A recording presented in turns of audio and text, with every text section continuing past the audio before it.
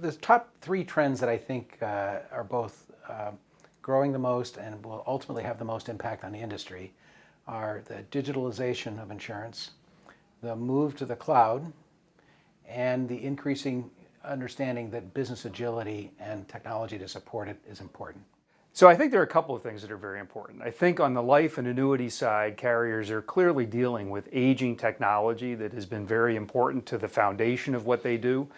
As they grapple with some of the challenges that are associated with that, there's a duality of response. Part of it is to look at modernization in the core systems, but at the same time, given the liability tails are so long and the risks associated with conversions can be so great, it can actually be a staged event that they have to go through. And so to respond to some of the market pressures and demands, it actually means that they think about systems of engagement as being a critically important part of what they do as well. And what that means frequently is that carriers talk to us about their digital strategies, things that they're looking to do which will allow them to have better engagement with producers and with customers.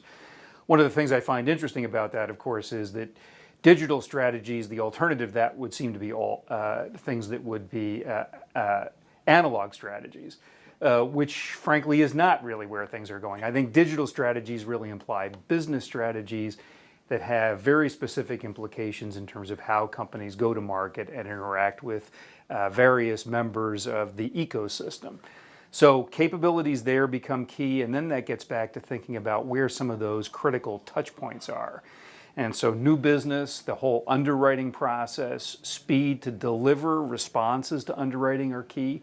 I think the claims and claims management process is key, particularly when you get to products that have high frequency touch points around claims interaction. So clearly that's not life insurance, since that's typically more or less once and done. But you have a whole series of things that are associated with disability products, with critical illness products, accident and health products, and so the ancillary benefits that go around life insurance. I think it's also very interesting if you think about the group insurance space. It operates somewhat differently than the individual insurance world. And in the group insurance world, what we've seen in North America is generally that market is not growing.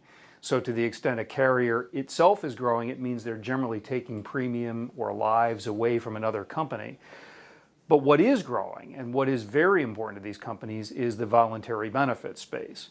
And so thinking about how they're going to create voluntary benefits capabilities that can be analogous to what they do on the group insurance side, without taking their eye off the ball around their main business, but nevertheless setting up capabilities that allow them to grow in that space, are critically important. And I think the competitive world that these carriers operate in is one where they also need to be thinking more about some of the things that are happening peripherally to them. So life insurance companies, for example, have typically thought of other life insurance companies as being their main competition for very good reason. But what we now see, particularly in the United States, is that there is a growing interest in some of the voluntary benefits arena, including life insurance, from carriers that have historically been in the health insurance space. And so some of those crossovers from a competitive standpoint are, I think, going to be very important. And one of the things we clearly advise our clients to be aware of is not only their strategies for how they're going to modernize, where they're going to make the appropriate investments to get the kinds of returns that they need in terms of market positioning, but also to develop better peripheral vision to understand where some of these other competitive threats may come from.